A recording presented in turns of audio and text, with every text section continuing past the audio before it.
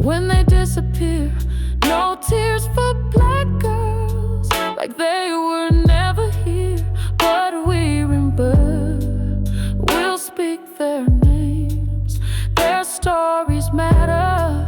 We'll break these chains. No tears left to cry. On this episode of No Tears for Black Girls, we unravel one of Atlanta's most haunting true crime stories, the senseless, calculated murder of Lita McClinton Sullivan. Lita was a vibrant, ambitious 35-year-old woman whose life was stolen on the very morning she was set to confront her wealthy, estranged husband in court. What looked at first like a senseless act of violence would soon expose a chilling conspiracy, fueled by greed, betrayal, and power, a murder-for-hire scheme that crossed continents and tested the very limits of justice. For nearly 20 years, Lita's family fought for answers, their search for truth often seeming hopeless. This is a story of deep betrayal and a relentless pursuit to hold to account the man who once vowed to love and cherish her. This is Lita's story. It was a day that should have marked a new beginning. On January 16th, 1987, in Atlanta's prestigious Buckhead neighborhood, Lita prepared to go to court for a divorce hearing that could have changed her future. As she opened the door of her stately townhouse on Slayton Drive, a deliveryman stood before her, holding a white box of roses tied with a large pink bow. Friends later said Lita must have thought they were from someone who cared, a thoughtful gesture before a stressful day. Then, in a split second, gunfire shattered the quiet. Lita collapsed in her doorway, her dreams, her freedom, her very life stolen before she could step into a new chapter. What first looked like a tragic execution would grow into a twisted saga spanning obsession, money, and murder. A case that would take nearly 2 decades to resolve. Lita Sullivan, born Lita McClinton on January 7, 1952, was raised among Atlanta's black elite.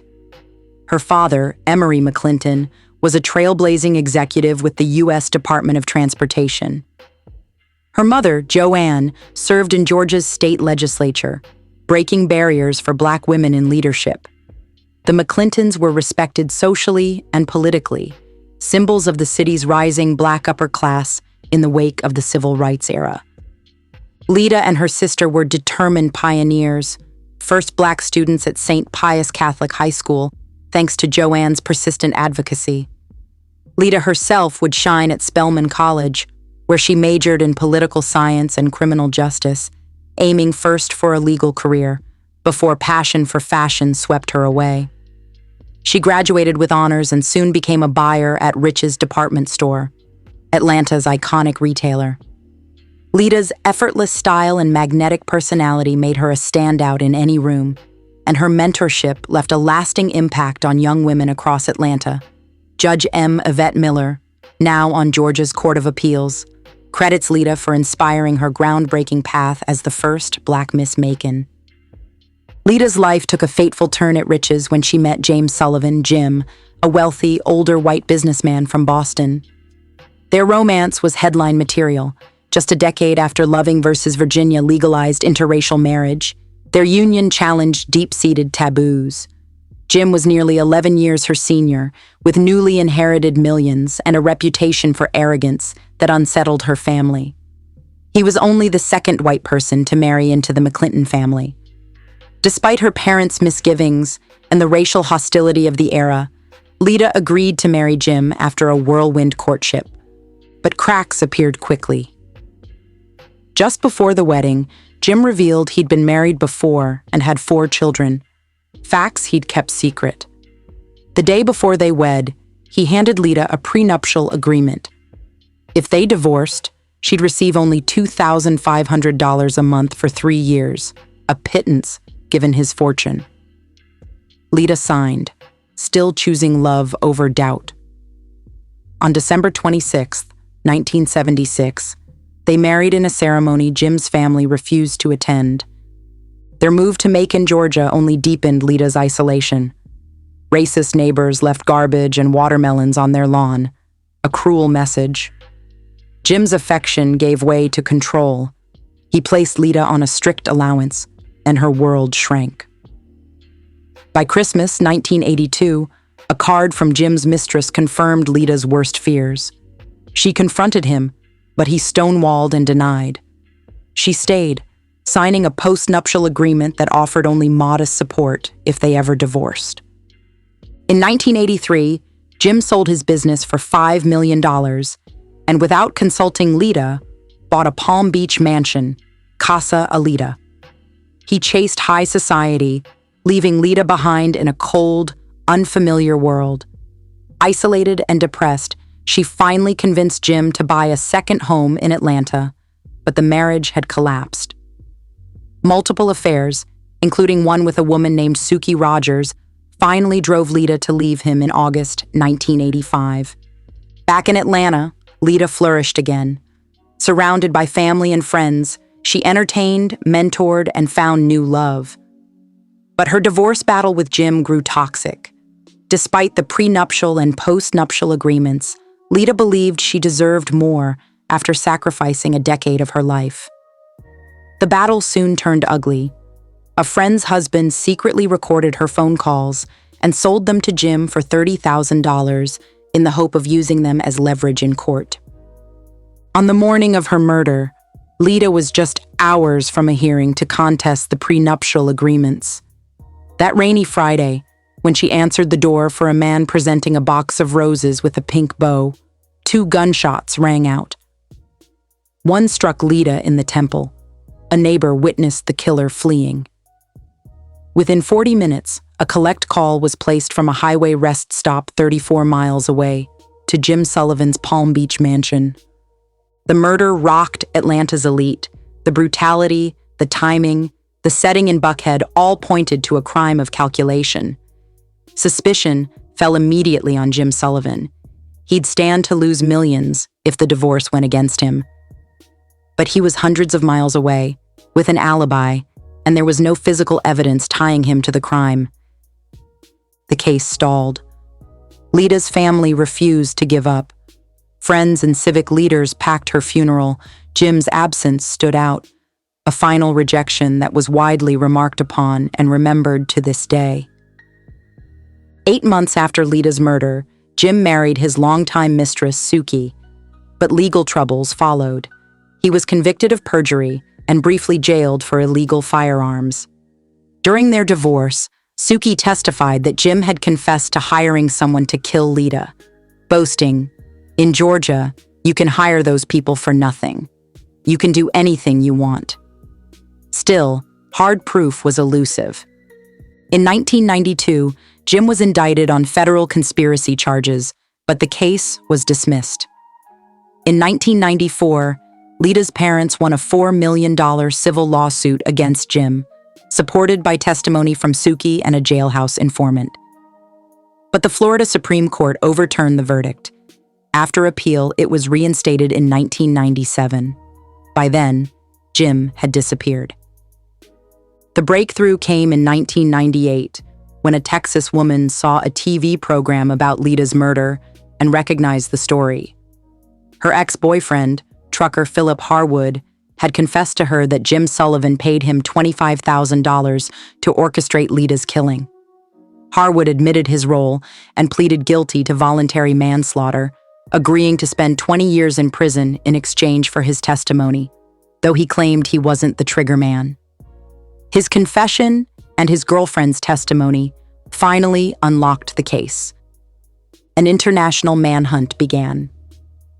Jim Sullivan appeared on the FBI's most wanted list, surfacing in Costa Rica, then Panama, and finally in Thailand, where, living in luxury with yet another wife, he was recognized by a viewer of America's Most Wanted. In 2002, Thai police arrested him. After years of extradition hearings, Jim was returned to Atlanta in 2004. Prosecutors announced they would seek the death penalty. The 2006 trial leaned on Harwood's testimony and the evidence trail. On March 10, 2006, nearly 20 years after the murder, the jury found James Sullivan guilty of hiring the killer. He was sentenced to life in prison without parole. For Lita's family, it was the justice they had spent 2 decades fighting for. As of 2024, Jim Sullivan remains incarcerated at Augusta State Medical Prison in Georgia, aging, in declining health, and still refusing to accept responsibility. Philip Harwood was released from prison in 2018, maintaining his claim he wasn't the shooter. Lita's mother, Joanne McClinton, now in her 90s, continues to speak out about her daughter's legacy. In October 2024, ABC's 2020 revisited the story in a special titled A Puzzling Murder, which explored not only Lita's tragic death, but the broader impact on Atlanta's Black community and the chilling intersection of race, privilege, and justice.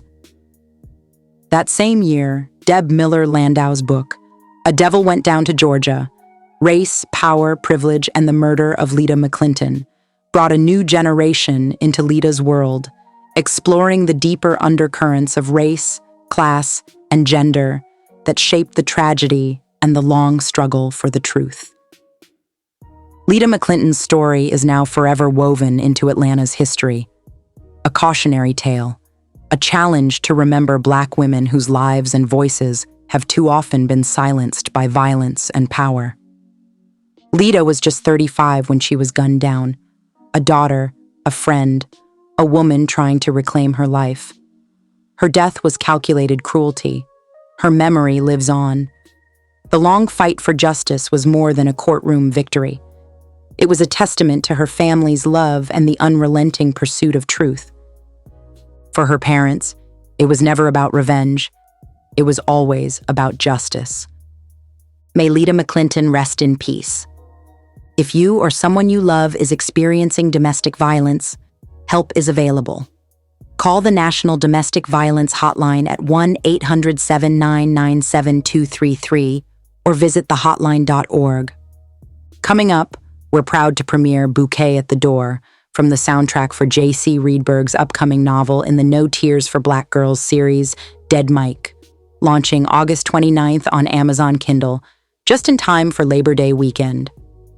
Dead Mike is an urban suspense thriller about an up-and-coming rapper searching for truth about her past, colliding with her estranged father, a corrupt rap star, while an investigator closes in on a trafficking ring run by a mysterious queen.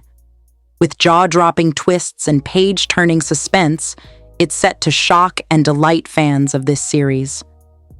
Thank you for listening to No Tears for Black Girls. This is Samantha Paul. Until next time, stay loved, stay blessed, and stay safe.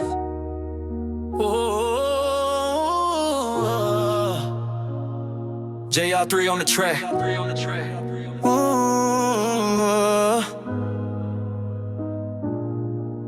Zone 1 to Zone 6, Lord knows we all got scars. Some flowers ain't for love. Sometimes the street brings roses. Sometimes it's your last warning.